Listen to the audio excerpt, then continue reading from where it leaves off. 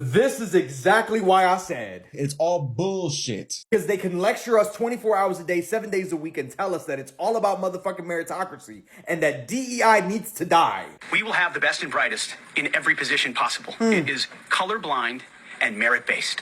The era of DEI is gone at the... By the way, it's crazy as fuck that he would even say that at the White House press conference podium on the same day that he was responding to the deadly crash of a passenger plane and Army helicopter that crashed over DC. Literally 8 days after Donald Trump signed an executive order called Trump Ends DEI Madness. So y'all signed an executive order to end DEI, and literally 8 days later there was a deadly plane crash, and every day after that there were planes falling out of the fucking sky.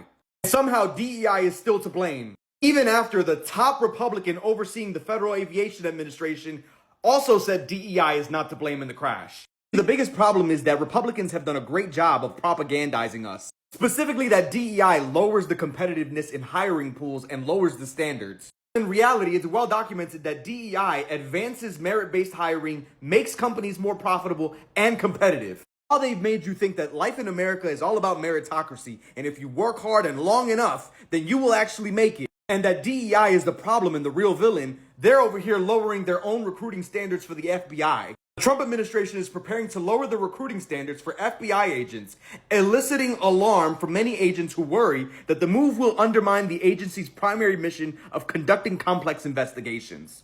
The FBI will start welcoming new classes of recruits who will receive less training and no longer be required to have a college degree.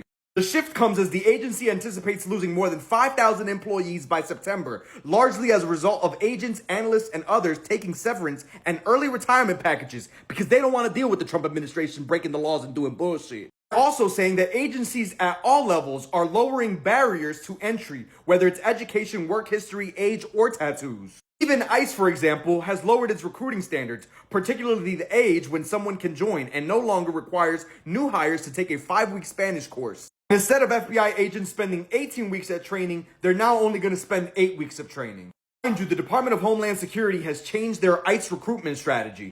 And now they're offering a $50,000 signing bonus, student loan repayment and forgiveness options, uncontrollable overtime, and enhanced retirement benefits. All for less qualifications, which, by the way, a former FBI agent and senior counterterrorism official called the plan the latest example of a generational destruction at the agency. And also said if the bureau leaders knew anything about leading organizations, they would know that when you lower the standards, your mission effectiveness goes down with that, because not only does the capability of each individual agent decline, but your reputation both domestically and globally takes a hit. But they hire the best and the brightest though, right?